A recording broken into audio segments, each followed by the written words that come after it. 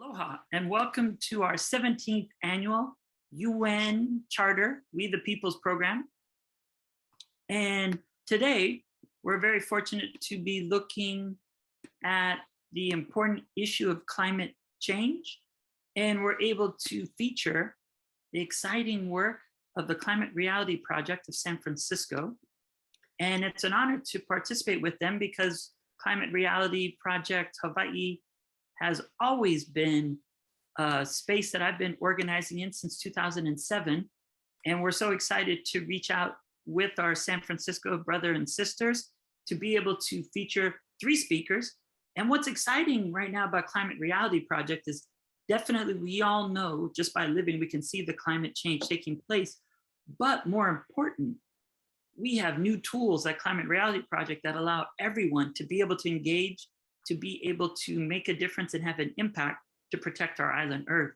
So I am so excited to hand it over to Harriet Harvey-Horn, the co-chair of the Climate Reality Bay Area.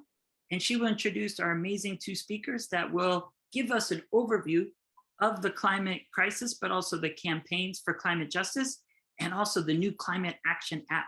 So we thank you all for joining us today and look forward to this exciting presentation and more importantly, taking action leading up to COP27. So I don't want to delay any longer. Let's get to our speakers. Our first speaker will be delivering a climate presentation. His name is Andrew Gunther. Dr. Gunther received his PhD in energy and resources from the University of California, Berkeley in 1987. And he has worked at the intersection of environmental science and management since 1979. He has extensive experience in applying science to the development of air, water, and endangered species policy. He served as assistant chief scientist for the Exxon Valdez oil spill restoration program, and he was the first manager of the state of California's program that monitors for toxic substances in San Francisco Bay. For the past several years, Andy has been working with a broad array of organizations to help prepare the San Francisco Bay Area for a changing climate. This includes presentations on this topic to a wide array of civic, religious, business, and professional organizations. In 2020, he was appointed by California Governor Gavin Newsom to the San Francisco Bay Regional Water Quality Control Board. He also serves on the Bay Conservation and Development Commission and is a member of the board of directors of the Union of Concerned Scientists. I also want to add here that Dr. Gunther is also a trained climate reality leader, part of a global network of people who have been trained by Mr. Gore to also present the facts about climate change. So I'll turn it over now to Dr. Gunther. Thank you, Harriet. And I would acknowledge the Climate Reality Project for some of the great animations that are included in my presentation. So like all of us, I want to live in a world that's safe and productive as the world that we inherited from our great-grandparents. And today, I'm going to briefly tell you why the world scientific community has concluded that our future is going to take a turn for the worse unless we take immediate action. But first, let me say what I'm not going to tell you. Okay, I'm not going to tell you what to believe. And I'm not going to tell you what's right or wrong. You have your own values you use to make those determinations. What I will tell you about is the scientific evidence that documents we have a real problem. And in so doing, I'm going to ask that you listen to the skeptics, the real skeptics, the scientists. That's because objective skepticism is the heart of the scientific method. The oldest scientific society in the world, the Royal Society of London, founded in 1662, has as its motto, "Don't take anybody's word for it." Now, as Mr. Gore has laid out, we can think of our predicament with these 3 questions. Must we change? Can we change? Will we change? And to understand why the answer to this question is yes, we have to start with this guy.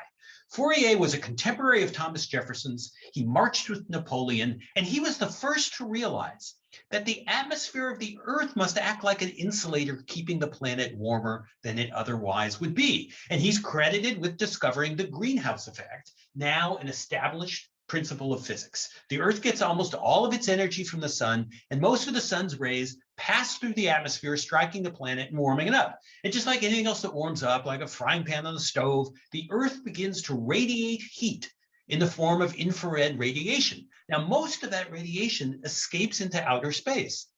But because there's a layer of heat-trapping gases in our atmosphere, some of that outgoing radiation is absorbed by those gases and then re-radiated back down to the surface of the Earth. And that's why the Earth has the temperature that it does. Mars has a very thin atmosphere, a very weak greenhouse effect. It's a very cold place.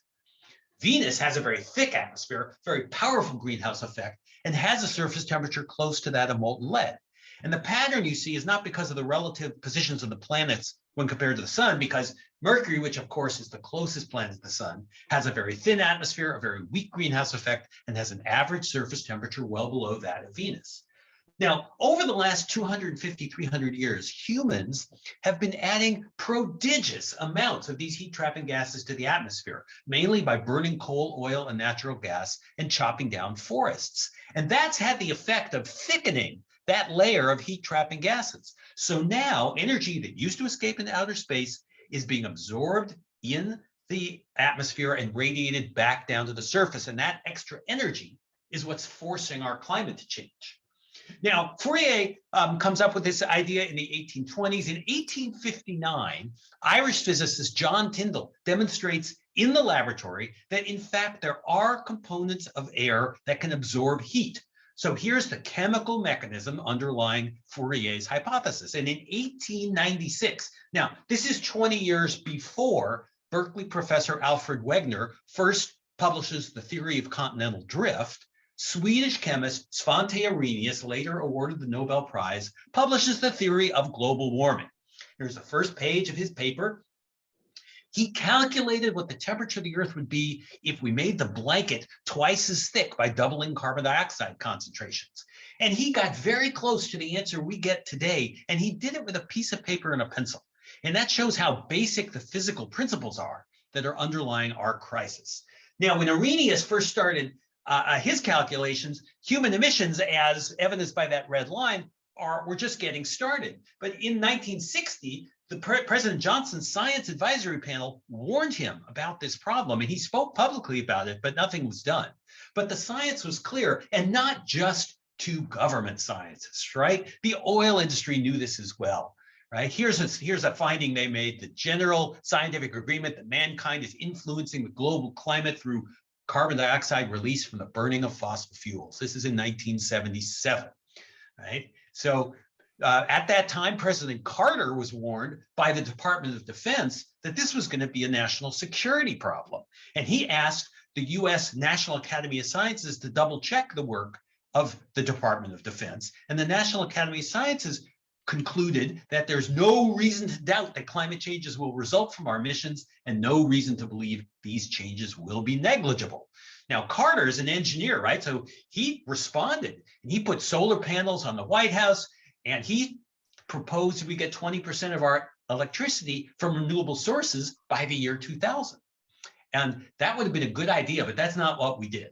Instead, we elected Ronald Reagan. He couldn't care about this. And human emissions, particularly when the addition of emissions from Asia really took off.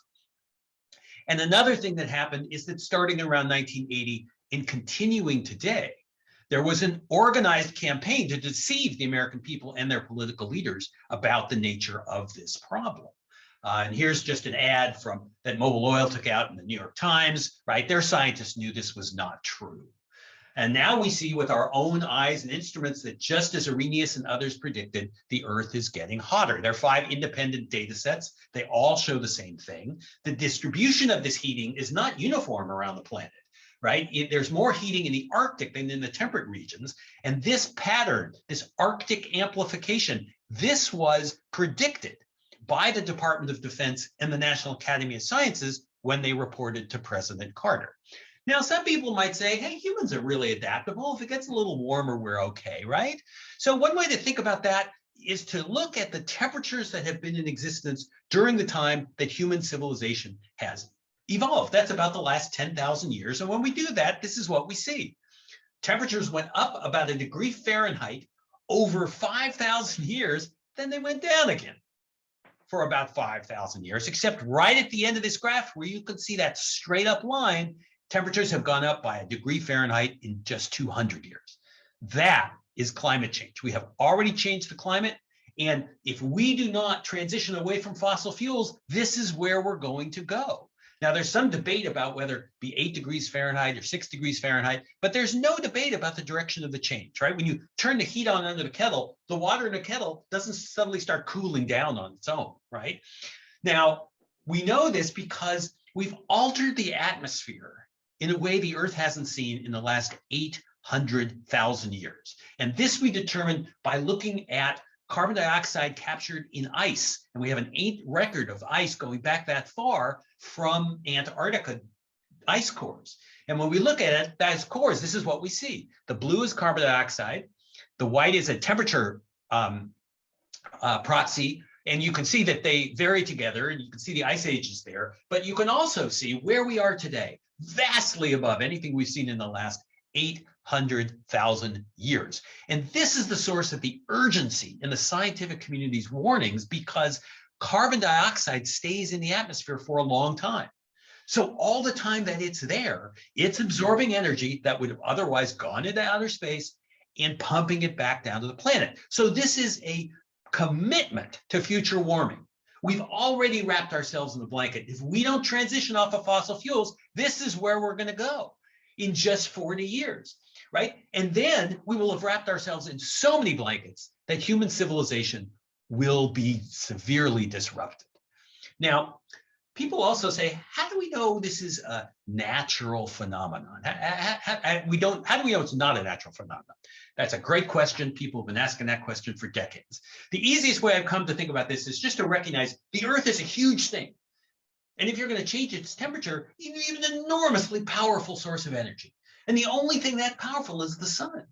Now, if the Earth were to get closer to the sun, that would warm up the Earth. And in fact, the Earth's orbit is not stationary, right? It oscillates between more or less elliptical. And when it's more elliptical, the Earth spends more time further away from the sun and ice accumulates on the planet. When it's less elliptical, the Earth warms up. But those changes happen on a scale of 40 to 100,000 years. So that can't explain what we're seeing. Now, it's also possible that if the sun were to get hotter, the Earth would get hotter. And in fact, the sun's output does vary, and it varies on the scale of decades. But we can measure the output of the sun very accurately, particularly with satellites now. And we can see that the sun's output has been declining over the last several decades, and the changes are not enough to explain the temperature change we're seeing on Earth. We can see this demonstrated very effectively in a model of ocean temperatures from Tim Barnett's lab in UC San Diego. So here's these natural variations, and the dips going down are volcanic eruptions that act like a parasol over the Earth for a year or two, cooling it off.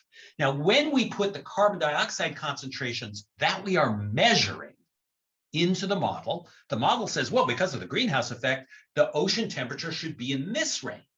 And now we have a hypothesis we can test, because we can measure the temperature of the ocean. And when we do that, this is what we see. The key point here is that there is no explanation for what we are observing, except for the impact of greenhouse gases. And for you fans of logic out there, there is no explanation for why greenhouse gases are not causing this. They should be, given their chemistry. So climate is the envelope that everything happens in. And actually, the fact that there's no explanation, that's why the US Supreme Court held in 2007 that the EPA has to regulate greenhouse gases as a threat to public health and welfare. Now, climate disruption is going to affect everything because climate is the envelope in which everything happens, all our natural systems and all of human enterprise, right? And so we are going to see changes in the availability of water, changes in the productivity of farms and forests and fisheries. These two things are going to make it increasingly challenging to feed the people of the world. We're already seeing changes of the availability of water in California, where we're getting more winter precipitation as rain instead of snow, as predicted. And that means that the spring snowmelt pulse, which we capture in our dams, is becoming a smaller percentage of the runoff in California. That's what this data for the Sacramento River shows from the Department of Water Resources. We're going to see an increase in the prevalence of oppressive heat and humidity. Many people in the world are already experiencing that right now, right? Here's a projection for what the temperatures in Santa Rosa, California will look like. And it's important, even though we can see it's going to get hot, we determine how hot it's going to get. if we change, if we transition away from fossil fuels, then the picture at the end of the century in Santa Rosa looks like this, right? The world we get is the world we choose. We're going to see an increase in the concentration of air pollutants because photochemical smog is a temperature-dependent process and wind is kicking up dust all over the world. We're going to see a change in the geography of disease. The whole idea of tropical diseases, that exists because the creatures that pass those diseases between humans live in the tropics, but no more. Aedes aegypti, the Asian tiger mosquito, is now well established in North America. This is the creature that transfers chikungunya, Zika, dengue fever, and yellow fever between humans. We're going to see damages from storms and droughts and wildfires. This is becoming obvious to everybody. We're going to see property loss from sea level rise and coastal erosion. This is going to be a big issue in coastal communities like the Bay Area and others around the world. And we're seeing changes in the distribution and abundance of species. In particular, the abundance of species all across the animal kingdom is declining. Populations of fish and birds and mammals and amphibians and reptiles and insects are all declining enormously. And that's because the ecosystems that support these creatures are being disrupted. And these are the same ecosystems that support us. When we look at the projections for sea level rise, we can see that while there's some uncertainty, that uncertainty is mainly driven by our emissions. So with every passing year, that blue line is getting closer to the red line, not closer to the white line. In addition, you'll notice these are curves, right? So sea level rise is going to be going up faster at the end of this century than it is now. And that's just because it takes a long time for the great ice sheets to respond to the increasing warmth of the oceans. Already we're seeing in coastal areas the impact of sea level rise. We get flooding on sunny days, right? And a lot of our transportation infrastructure in the Bay Area was built on fill just a few inches above high tide. And this is happening even more pronounced on the East Coast, where for different geologic reasons, the sea level rise is actually rising faster. Another key factor is that warm air holds more moisture. So when it rains, we can get more downpours. And this is happening all over the country and all over the world. You can open up the newspaper every week and see something like this. A month of rain fell in one morning. You know, last month it was Durban, South Africa, where over 400 people and 500 schools were destroyed by this flood. And just last week, of course, it was Yellowstone. Where this flood was made worse by heavy rains falling on snowpack. We're going to see more of these in California and around the world. That's what drove the flood of the San Joaquin in 1998 and the overflow of the Oroville Dam in 2017 and the Great Flood of 1862. Meteorologists are calling these rain bombs. And if the precipitation comes down as hail, it just brings a city to a standstill until the dam melts. I don't even have time today to discuss wildfire and drought, which are two other key disruptions that are appearing. But despite all of these impacts, the one that keeps me up at night is the political cascades of events that can ensue when people do not have enough food and water or safety, and they decide to move.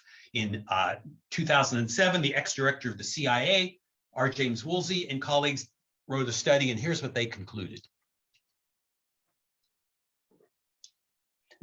So this is the underpinning of, the threat of climate change on national security. We all have to decide what is profoundly disquieting. I wasn't sure till I saw this picture. I found this profoundly disquieting. This is with only tens of thousands of people on the move. Imagine when it's tens of millions, which is what's projected for the middle of this century. So must we change? The answer to this question is obviously yes. And in fact, we're being urged to change by a joint statement from the National Academies of Science from all these leading nations. This was in June of 2010. Remember, the second question is, can we change? All I can say is I'm glad the answer to this question is yes as well. Humanity already possesses the fundamental scientific, technical, and industrial know-how to solve the problem. We don't need to wait for new discoveries, right? I'm going to show you an illustration of what this basic solution looks like. This is just for illustrative purposes. We have That's where we're going. If we have business as usual, up that orange line, we have to go this way. And that means we need to have this triangle of emissions we have to forego, right? And there's no silver bullet that's going to do it. Instead, it's what we think of as silver buckshot. There has to be action in all economic sectors across the entire community, in all the nations of the world, and everybody needs to be engaged. The 5 big ones that I see are the following. First is energy efficiency. Just the idea that we can get all the services we need, but use less energy and therefore produce less greenhouse gases. California has shown how effective this can be. When we look at electricity use per capita, this blue line is the 49 other states of the union, and the green line is California. How did this happen? This happened because California in the 1980s adopted energy efficient building codes, energy efficient appliance standards, and we allowed our utilities, instead of only being able to make money by selling electricity, we let our utilities sell energy conservation services to make money. And that helped reduce electricity use. We're also going to see some new technologies like LED lights, which were a novelty 10 years ago, but they're going to take over the lighting market. Next, we have to electrify transportation. This is going to be a big challenge, but we're getting started, right? In 2021, 6% of global vehicle sales were electric, only 3% in the US, but 12% in China. And US electricity vehicle sales rose by 76% in the first quarter of 2022, so that we're up to over 5% of cars being electric in the US. We still have a long way to go, obviously. One of the reasons this is happening is electric cars are getting cheaper, and that's because battery prices are dropping quickly.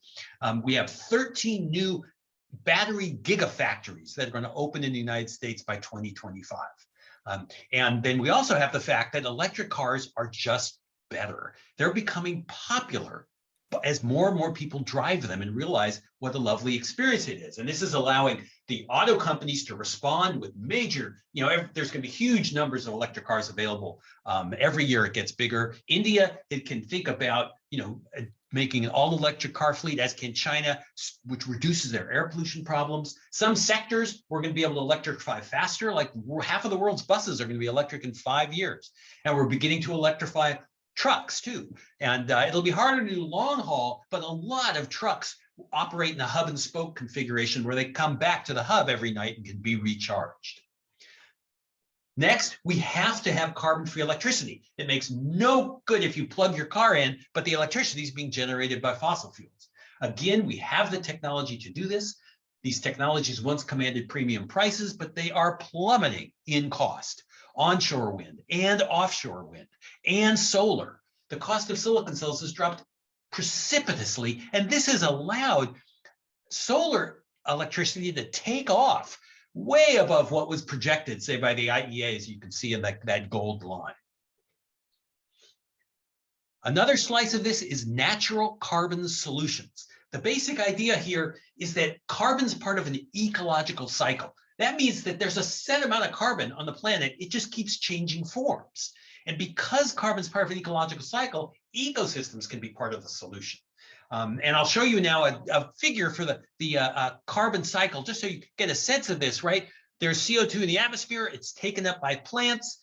Plants die, they become part of the soil. Animals eat the plants, animals breathe out carbon dioxide, we do that as well. And then we also have our factory and vehicle emissions, but we've greatly accelerated that right side of the figure. So we have to accelerate the left side. And we can do that in our working lands by using regenerative agriculture. You see that on the left here, where you had a field in the same farm where you are using these techniques that include limited tilling and planting a cover crop, and you get a healthy soil. It's sort of a win-win for the farmers and the climate.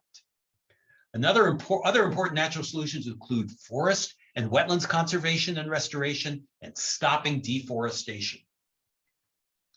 And lastly, we need to put a price on carbon. We live in a market economy. Markets allocate goods and services efficiently only when the price in the market reflects the cost of production. If there are costs that are external to the market, then the market does not allocate goods and services efficiently. And of course, this is where we are. We have external costs, health impacts, pollution, climate change.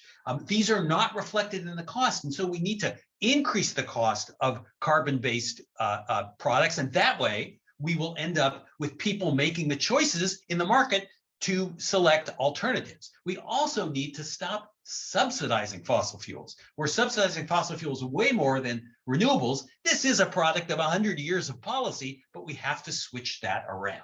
So you can see here that what we have done with these 5 options is we've gotten at, using the silver buckshot idea, this entire triangle. Now, there are other slices as well. We can deal with food waste. We can implement carbon capture and storage. This is not going to be easy. I'm not saying it's going to be easy. It's got to be everybody on board, like a World War II kind of mobilization, but it's possible. And that's the important thing to remember. But the longer we wait, the harder it gets, right? We want to go this way, but if we keep emitting more and more carbon, we have to jump off an economic cliff to get to where we need to be. You know, if we had listened to President Carter back in 1978, we would have had a more gradual path to our goal, but that's water under the bridge. You know, in California, our economy is growing as our carbon emissions are declining, although this is just a down payment on the kind of reductions we need. Economists are very clear. The most expensive thing we can do is nothing. The cost of climate change is much greater than the cost of preventing it. And now, with the decline in the cost of renewable power, analysts are saying things like this. Right? It used to be there was a premium for making the switch, but because we wouldn't get climate change and our health would be better, it would be worth it. Now, what the data is suggesting is that we'll pay a huge premium if we do not transition away from fossil fuels, and the climate benefits and the health benefits are just a bonus. So can we change? The answer is yes. But remember, the third question was, will we change? And the real question we need to ask here now is, will we change fast enough? Because we are changing, right? US coal consumption has declined significantly. All you see, it's gone up just a little bit at the end there because natural gas prices are rising, and that causes fuel switching from natural gas to coal. When you look just in the first quarter of this year at the new power plants being constructed, you can see that they're almost all of them are solar and wind, and the ones being shut down are fossil fuels. You know, we now have the entire world agreeing that we have a common problem that we have to address. But we are all going to have to be the change that we seek, right? In our transportation choices, you know, electric cars, please go drive one if you've never driven one before. They're fantastic. And can we drive less? Carpool, bike, walk. Food choices are really, really important, particularly in California, right? Beef has a much higher carbon footprint than other foods. And if you're a vegan, right, your carbon footprint's way less. But even if you're not a vegan, if you can eat less beef, you're going to reduce your carbon footprint. We need to conserve energy and water. We spend a huge amount of electricity moving water around in California. We can all purchase renewable power. These kind of purchase agreements are really getting popular in the corporate world, but in most cities now, there are these agencies that allow you to purchase renewable power. It still is delivered by your utility, but you're involved then in increasing the demand for renewable power. And we need to be politically active. And goodness, this is for Republicans and Democrats and independents. If you're a Republican, what are the values that brought you to the Republican Party? Then think about those values and think about this problem and be active about solutions. We need to vote for candidates that understand this is a crisis. People are waking up all over the world, right? And we're seeing this kind of engagement. I think that John McCain really got it right when he said global warming presents a test of foresight, of political courage, and the unselfish concern that one generation owes for the next. And young people are waking up. They should be waking up. It's their future that's coming down here. And if you have not had a conversation with the young people in your life, you should be ready when they come to you and they say things like this. Remember that the change that's coming in the next 20 years has already been decided. And the rest of it is up to us. We will get the world that we choose. I like to close with the quote from Apollo astronaut Rusty Schweickart. He said, "We're not passengers on spaceship Earth. We're the crew. We're not residents of the planet. We're citizens. And the difference in both cases is responsibility." Thank you so much for your attention.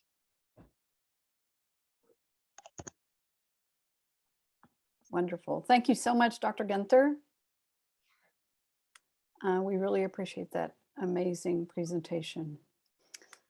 And we will move right on with our hour of climate content to Brett Walter next, founder and CEO of the Climate Action Now app. Brett is an award-winning software designer and a veteran Silicon Valley entrepreneur and executive. The US withdrawal from the Paris Agreement in 2016 was what inspired him to found the Climate Action Now app and devote himself full-time to climate action. And we will turn it over now to Brett to tell us about this incredibly powerful tool. Okay, well, thank you, Harriet and Joshua, for organizing this. It's a real service that you're doing. And Danny, Verena, it's really nice, or Verena, nice to see you. You just heard an abbreviated version of Al Gore's presentation. This is the presentation that, figuratively speaking, launched 1,000 ships. It won him the Nobel Peace Prize, which he shared with the IPCC. It is hands down the best overview of the climate crisis.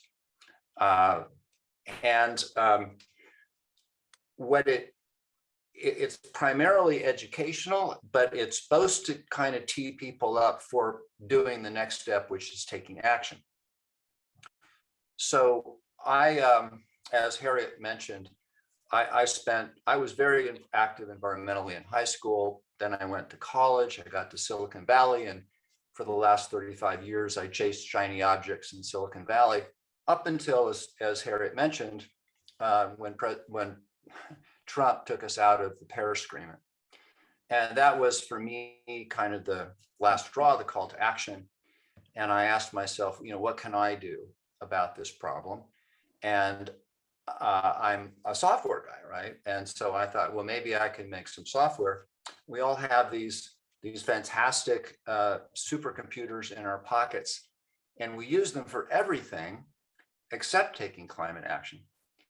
So the question I asked myself was, well, could I make an app that would help people take climate action?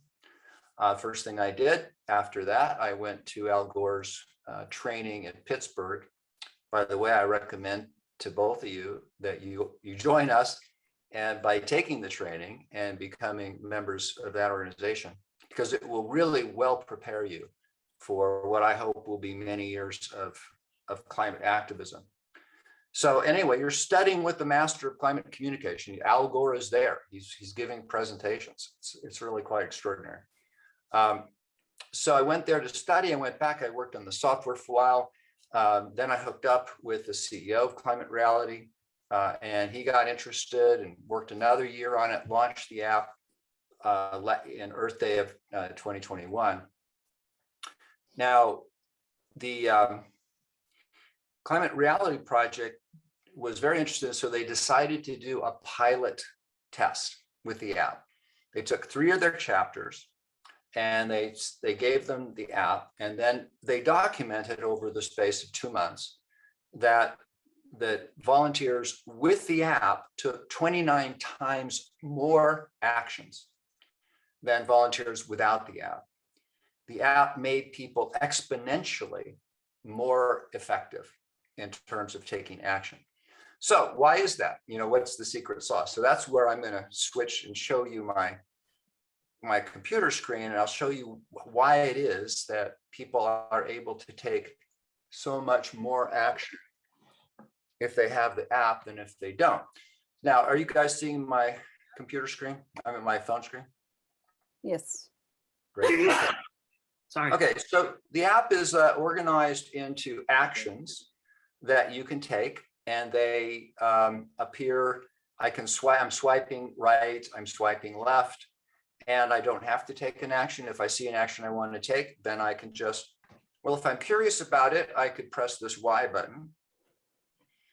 And then I can find out, what are PFAs and why are they harmful? That's right here. I can find some sources on the subject.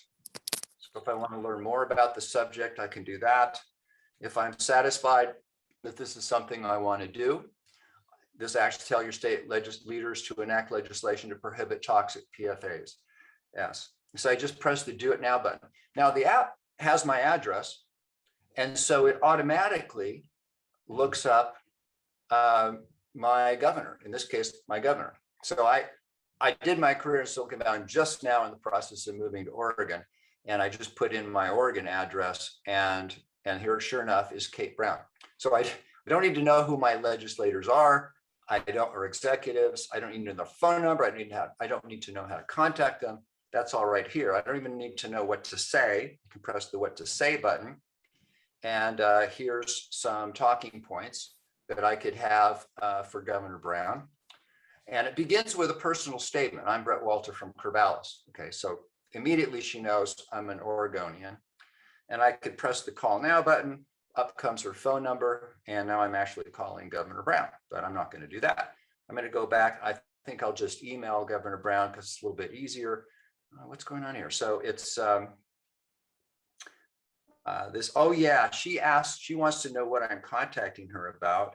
So I'm going to, and they don't have an environment energy. So I'm just going to say, they don't have environment. So I'm just going to say energy. Okay. So now I can bring up, I only have to do that this one time. Okay, so here it is, Governor Brown. I'm a father who fears for my family in a warming world. This is, we call it your personal statement. And this is very important because it shows Governor Brown or whoever you're emailing that this is not a boilerplate. I mean, this is a unique statement. Now, it is a boilerplate. The rest of it, yes, admittedly is boilerplate, which I can edit, but it begins with a personal statement. I press the send button, and now, boom, I just emailed Governor Brown. Now, I was talking the whole time and explaining things, but as you can see, 2 touches, and I have sent a well-formed, personalized message to Governor Brown. And now it's asking me, would you like to contact your state legislator with the same message? I'll say yes. It looks up my state, I guess this is my assemblyman, and I can email him. And here's my statement. I press the send button. There's some gamification features here. I can earn points while I do this, and my points count towards a real tree. So when you've earned 3,000 points, my company will plant a real tree on your behalf as a reward for taking climate action. And then I can go to my state senator, Sarah Gelser. And actually, I emailed her a while back, and I got a personal response. And she's the Senate Majority Whip in Oregon. So now I'm sending this to Senator Gelser. So look at what just happened. In literally less than a minute and 6 touches, I was able to send 3 messages to my Oregon officials, right? And so that's why Climate Reality found that this app makes people so much more effective. Now, there's other things besides contacting legislators. There's climate facts, there's quizzes, there's videos that you can watch. There's other kinds of things. When I complete an action, it is posted into this thing we call the community feed. And here I can see what other people are doing, and I can follow them. And what you'll see when you come in here is that people in the app come in and they take action after action after action. So there's Catherine, did a couple of things. Melissa was in there at the same time doing things. There's Catherine. I like to come in and give people a thumbs up, because if they've enabled the notifications on their phones, they'll get a notification saying, Brett liked that you took this action. And that's very motivating for people. So as you can see, there's still Catherine in there. She's taking a whole, there's Melissa. They're going neck to neck here, taking actions. So that's, that is, in a nutshell, is the app. And we have recently launched what, I think I'll stop sharing here so that we can kind of be looking at each other. We've launched a campaign We call it the Million Messages campaign. And so far and this is I'll tell you, there's so many explanations for the climate crisis. But the one that is the simplest explanation that I can give is that it is a failure of leadership. And our previous speaker kind of went by the presidents and talked about what they'd done and how nothing happened, and ditto Congress and so on. We can solve this problem, as Andrew said. It's totally solvable. What we lack is political will to do it and consensus, right? And we know politicians, they aren't going to do it unless they can get reelected by doing it. So they have to be motivated to do it. So what we're doing is a Million Messages campaign. Our goal is to send 1 million messages to our elected and business leaders by the end of the year, demanding climate action. We've already sent over 400,000. So this is a very doable thing. And then our subsequent goal is to send 1 million messages a month by the end of 2023, and then 1 million messages a day by the end of 2024. Now, if we do that, they are going to be deafened, by an outcry, right? This will take tens of thousands of people, but it won't take hundreds of thousands. With this app, a few 10,000, 20,000 people could actually send that many messages. So that's the goal, that's the campaign. In order for it to happen, we need to get lots of people on the app, people telling other people about the app. Climate Reality Al Gore's group has adopted it as their standard tool for activism. Also have Elders Climate Action. We're hoping to get Bill McKibben's group, Third Act, on board. And you're hearing me mention organizations that seem to target the older generations. Well, look who's on the call. The younger generations are out on the streets, and being active, but our generation is in a unique position to really influence and change the dialogue. We shouldn't be depending on our grandchildren to save the planet. This is a job for all of us, but especially for those of us who have been the generation that has put most of the emissions, into the atmosphere. So I encourage you to when the Climate Rally does its next training, I think that's in US training, I think that's going to be in the southeast of the United States in October. That's a really great place to go, but you don't have to wait, to do that. You can be taking action now. Now, to get the app, let me just tell you quickly. There's kind of two ways to get the app. One is you can simply go to the App Store and search for Climate Action Now, 3 words, and you'll find the app. Look past the ads. They're trying to detour you to take their apps instead of the Climate Action Now app, and download the Climate Action Now app, and you can start using it. The other thing you can do, thank you, Joshua, is I will share a screen here. Yeah. Now, this is sort of a new thing for us older generation, but younger generations, they know what this is. This is a QR code. And all you have to do is point your phone's camera at that barcode, and it'll bring up a little thing for a button for you to push the button, and then that will take you to your app store where you can get the app and download it. So I would like to encourage all of you to do it. I know that for some of us older folks, we don't use our phones for much more than just making phone calls and whatnot, or checking emails. But the phone really is a very powerful tool for taking action, as I've demonstrated, by showing you how the app works. And this is something you can do when you're standing in line, at Starbucks, or you have a few minutes. We all have a few minutes here and there throughout the day. You can go on and boom, boom, boom, boom, pop out a bunch of emails. So that's it. I hope I kept to my allotted time. I think I did. I think I had 15 minutes.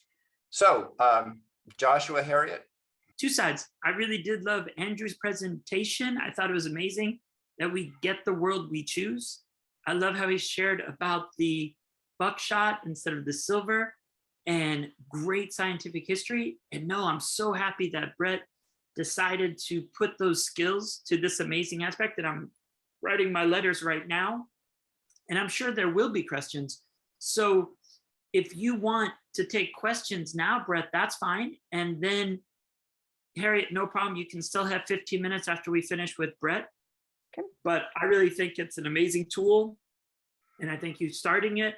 And I'm just filling out one right now to Senator Schatz. So we can open it up to question. And if there's any questions, you can just indicate in the chat.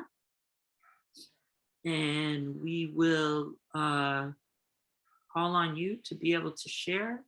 Harriet, I think, can monitor the chat as well as I can. Yeah. And, you know, there may not be a lot of questions because there could be nothing more straightforward than how this app works. But certainly if there are any questions, just speak up now. But I just want to underscore what an incredible tool it is. You know, we're all busy. You know, I'm sure the people on this call here are involved in work and or volunteer or other our family, etc., that keeps them busy. But we all have 5 minutes a day.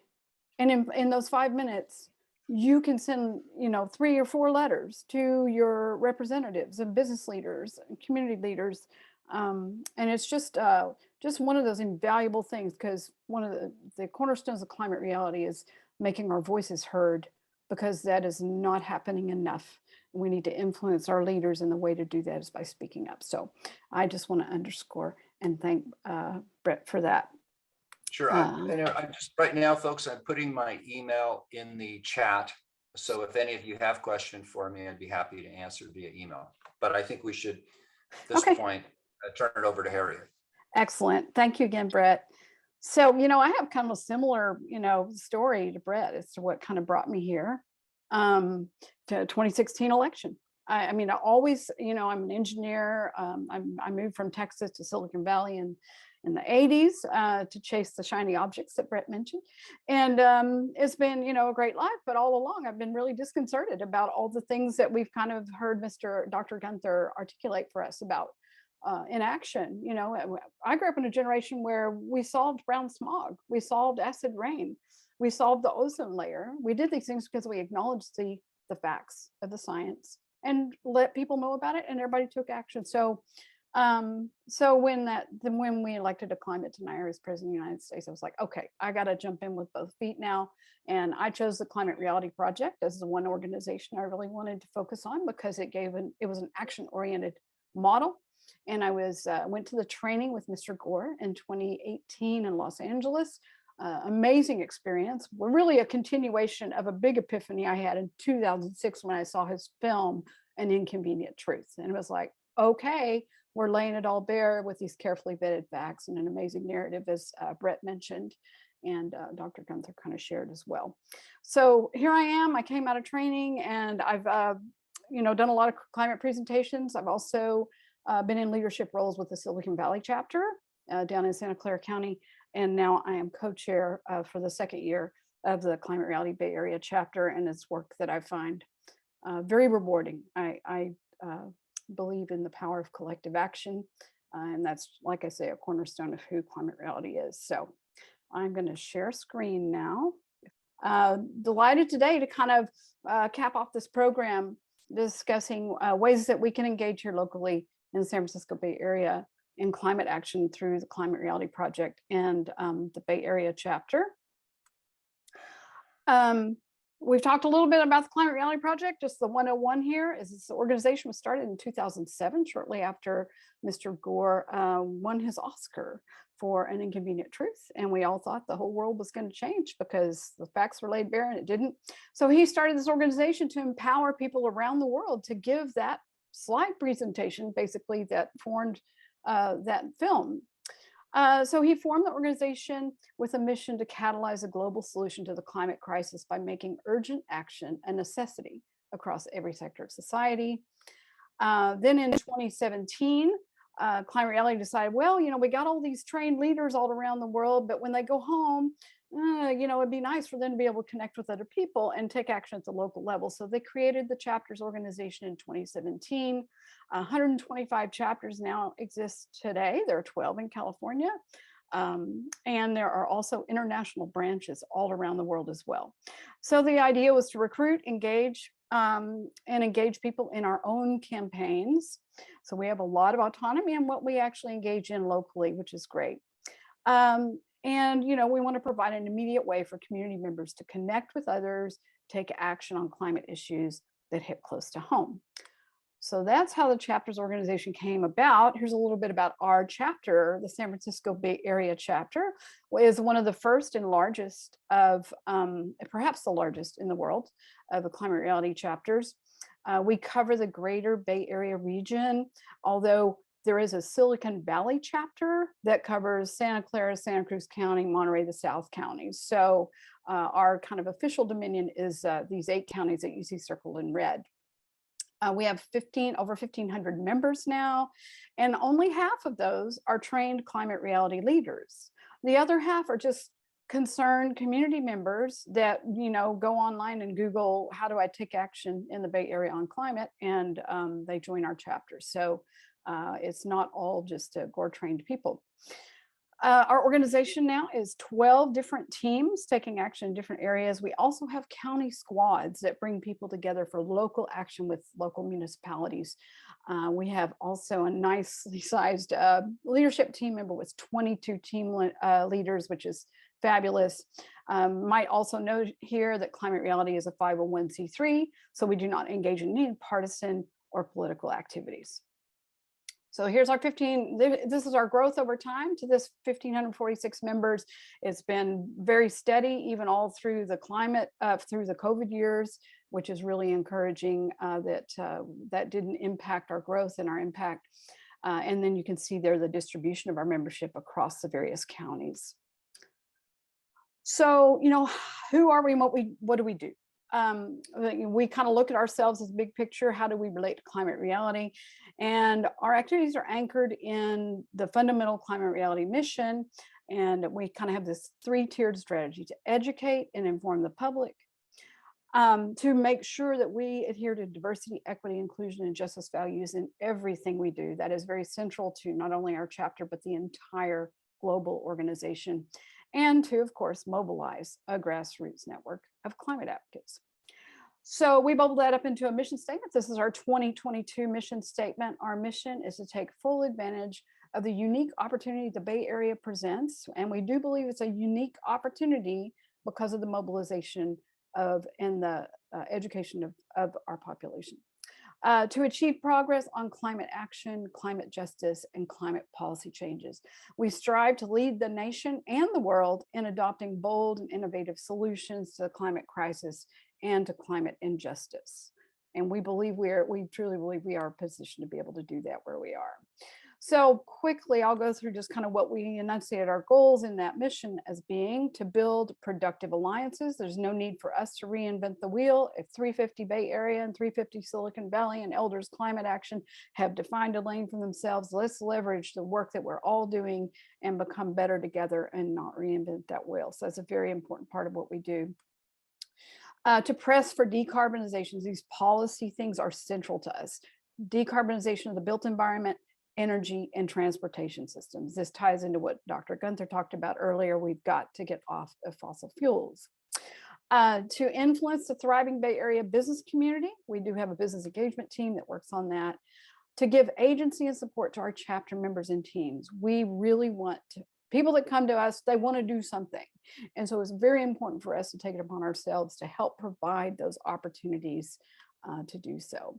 To educate and inform and mobilize the public. Again, that's what Mr. Gore is all about. And so we're all about it too. To increase the number of and efficacy and reach of our climate reality speakers, these trained leaders, we have a support system to help them engage and be better at what they do. And then also to influence the adoption of aggressive climate and climate justice policies.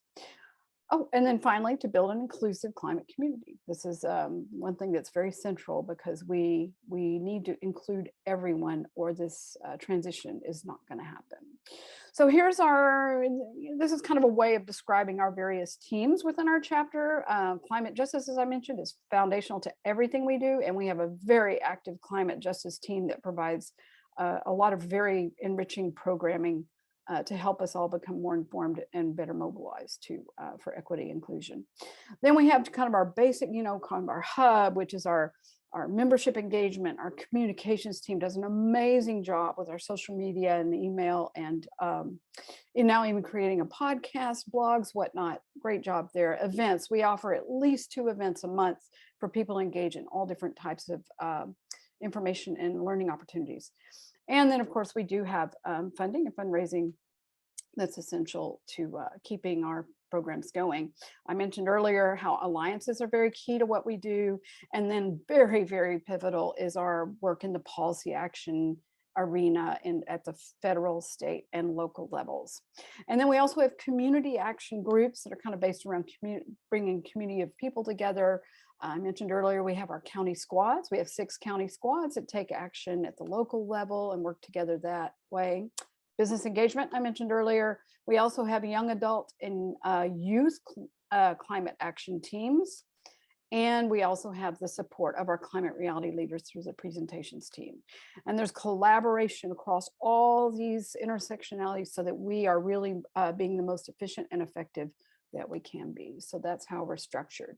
So I'll close now with 5 ways to engage. Brett, I'm not going to cover the Climate Action Now app, but that is one thing that we definitely want to mention again here. But here are some other ways that people can engage.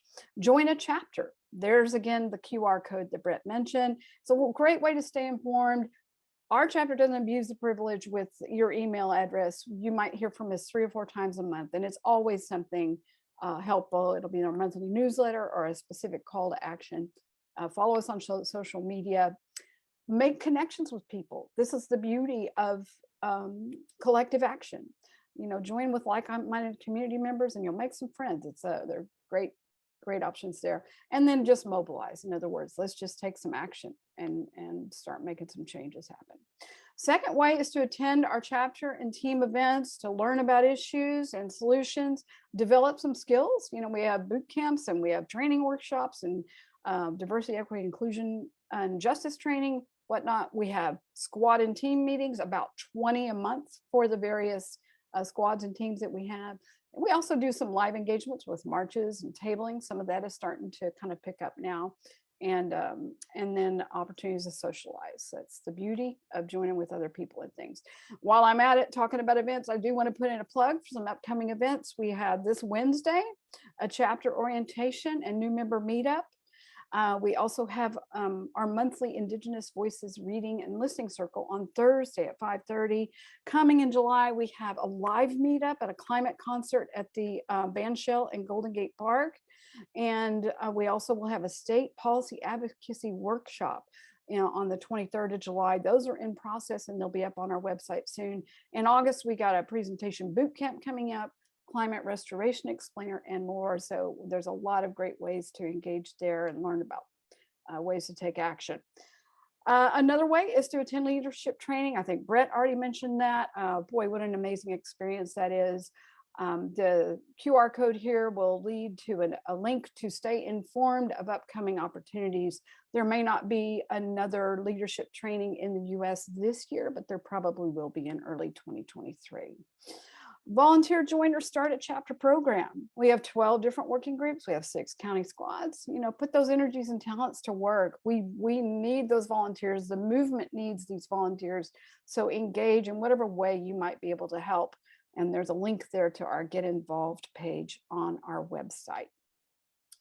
And then finally, arrange a climate reality presentation like you saw from Dr. Gunther today for your group, workplace, church, school, whatever. They're free, they're non-political, they're science-based, and they can be customized for the length of time you have available or the specific interest or type of audience. So please consider that. So I'll close with this quote from Mr. Gore: "The reality we face impels us to act." So if you do nothing, just just do something. You know, do the Climate Action Now app. Consider join our chapter and follow our emails. You can just kind of be voyeuristic for a while if you like, and just see what we're up to, and then dive in when it feels good. The main thing is that we're making our voices heard. We're using choices that are responsible and forward thinking, and that we're voting the way we need to vote in order to ensure a greener, safer, stabler, and more thriving future for humanity. So thank you all very much. That brings me to the end of my slides. I'll stop sharing. Excellent.